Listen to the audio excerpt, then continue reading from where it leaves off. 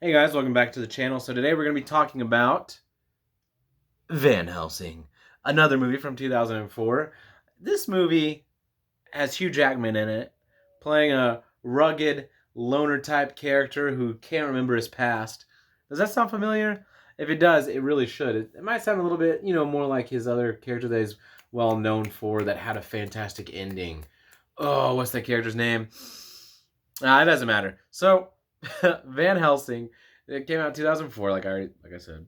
Um, I was super hyped for this movie. I was already a fan of the original Universal monster movies. I was a fan of The Mummy and The Mummy Returns. Am a fan of The Mummy and Mummy Returns. So the fact that this movie was made by the same guy who gave us The Mummy and Mummy Returns had me all sorts of hyped. I was expecting something with a very similar tone, similar sort of action and things like that. And he does kind of give us that. He does kind of deliver that because, well, when you're watching this movie, you see the fact that like if the Mummy and the Mummy Returns is a swashbuckling Indiana Jones esque action adventure, these are Van Helsing. Van Helsing is the tone is similar to that of the Camp Cheese Universal monster movie stuff, but with more action sprinkled in. And that's what I get from it. Like that's how I feel about it. Because when you're watching this, the acting is kind of on point with that, and it's over dramatic. It's over the top. It's just like, oh man, like I can't. Oh, you didn't tell him about me. Oh, I hope you get yours, Van Helsing. Oh, Van Helsing, you murderer. It's this sort of like over the top, exaggerated kind of thing. It's exciting. The fight in Paris with Dr. Jekyll and Mr. Hyde at the beginning of the movie. If you're like me and you had Van Helsing, the London assignment, then there's setup to that going in. Is it sort of unnecessary to own that one single anime adventure? Yeah, but it was worth the $12 at the time. I mean, I had nothing else going on in my life. I was 12 to 14 years old and I had a little extra cash.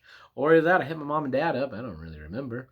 All I know is I don't have the London assignment anymore. I think I got rid of that DVD because it serves no purpose. I was so hyped for this movie, guys, that like I actually had the book adaptation. I bought the book so I could get more hyped for the movie. Like I legitimately, I'm sure if I went back to my parents' house, I could find the book somewhere, and it's there. It exists. I think I bought it mainly because the poster. I really like the look of the poster. You got Hugh Jackman with like that spindly like sharp thingamajig, and he's got a gun or a crossbow, and I don't know. I just the book looked cool, the cover looked cool because it looked like because there's a poster, but anyway, so Van Helsing, the movie. Let's actually dive into the movie.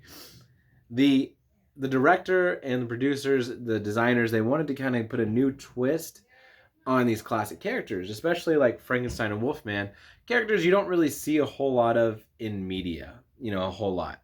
And so they gave Frankenstein's monster a very exaggerated sort of look about him, with electricity all over the place, and you see it. It's really cool. It's got a really solid look, and I love the look of Frankenstein. Wolfman is a bulky, like massive dog. I think the Wolfman was probably their most simple design that they could go with. Like, yeah, man. I mean, we could just make it a big angry dog. Yeah, it's a good idea. That works out real good. I like that. Yeah, of course. Dracula and his brides, I think, have obviously the most attention to detail about them because those are your main villains and you kind of want them to stand out. Dracula's design, once he goes into the vampire mode and you see it at the beginning or at the end of the movie for the first time, it looks really cool. It's a good look. It's very nightmarish. It's very, big monster. His brides also have good aesthetics about them. They're like the white vampire look flying around. It's just very ghosty, ghouly. It's a banshee esque. It's just especially the one redheaded one that's laughing the whole time as she's chasing it. That's kind of daunting. That's a little terrifying. Um, but that it's a really good look. The movie has a really good look about it. I think it's what's honestly that movie and maybe a few other things kind of inspired what we now know as steampunk. That's how I felt watching it. I was like, I feel like I've seen this in some steampunk stuff. I don't know. You guys comment below. Let me know if you think the same thing. I don't really care. But this movie, the CGI in it, kind of like with the Mummy and Mummy Returns, looked good for 2004, but it's not really aged that well. You don't hate looking at it. It's not hard to look at. It's not ugly or anything. It's just when it's happening. Like, okay, well, that's good looking CGI, but it's still CGI. There's not a lot of practical effects. I think the majority of the practical effects they kind of sunk into the tools that Van Helsing uses, as well as Frankenstein's makeup. It's perfect. It looks good. I think this movie has garnered a lot more hate than what was deserved.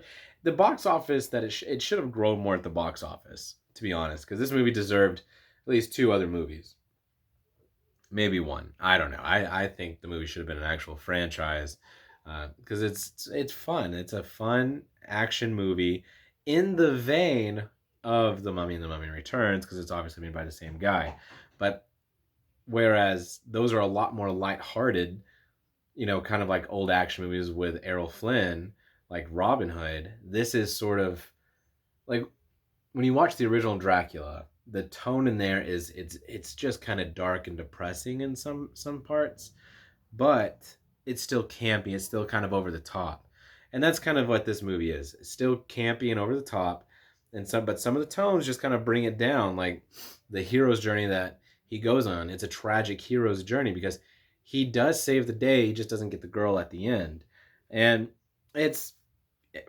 good. I think it's a good movie, and the outfits are so zany. The outfits in this movie are so crazy and over the top. Like, I could not imagine how long it probably took Hugh Jackman to get all that leather on. And you start looking at his jacket, like, like that shoulder piece is a separate piece from the actual jacket, and there's so much going on with it.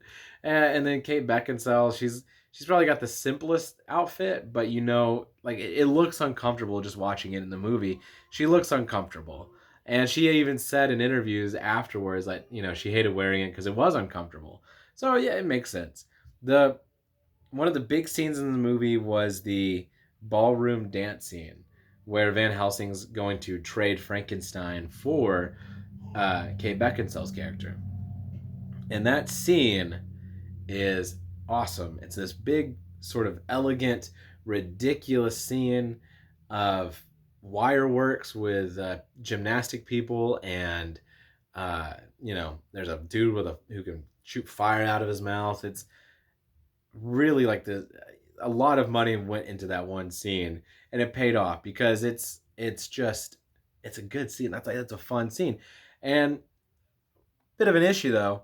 Okay, so when you're watching that, and she's dancing with Dracula in the ballroom, and then it looks like she's dancing by herself, and then after Van Helsing rescues her and saves her, pulls her up to the top, Dracula says, "Ladies and gentlemen, I give you Van Helsing." And then all of a sudden, all these guys turn to vampires. Hold up. When they were dancing, and he does the dip in front of the mirror, shouldn't she had only seen herself and nobody else in the background? I mean, look. I like the idea of getting chased out by vampires, and then that friar figuring out what that grenade is for. It drops it. And it's fun. It's just the logic's lost there. There's a whole lot of goofs in this movie that when you kind of like look it up, you're like, oh man, they there's just some stuff they just let slide, and just maybe they didn't want to do an extra shoot. I don't know. Just so much stuff made it through the cracks. But I enjoy watching this movie, and I think it deserves a rewatch. If you're one of these people that's like, oh man, no, this movie's bad, like no thank you, give it a watch. If you like The Mummy and The Mummy Returns, and you can tolerate G.I. Joe: The Rise of Cobra, we'll get into that one later because that's a bit of a guilty pleasure. I like that movie. It's terrible, but I like it. But yeah, no, if you can do all those things, rewatch Van Helsing and tell me that there's just not some parts in there that are just really good, like the one-on-one scenes with Hugh Jackman and Kate Beckinsale.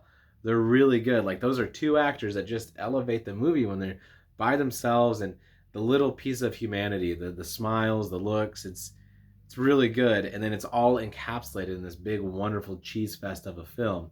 So I'm gonna honestly, you know what? I was gonna do a 3.5, just like I did with my other one, but I'm gonna give this movie a solid 4 out of 5 stars. If you don't like it, give me a like and a subscribe if you haven't already, and I'll catch you guys in the next one.